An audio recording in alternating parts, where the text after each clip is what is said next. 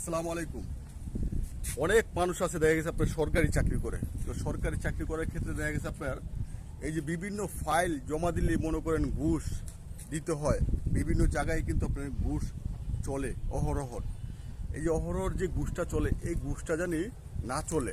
হ্যাঁ, আমাদের এই সরকার বলছে যে ঘুষ কোথাও আপনারা দিবেন না, আর যে ব্যক্তি ঘুষ দিবে সেই ব্যক্তিকে আপনারা ধরায় দিবেন প্রমাণ সহ।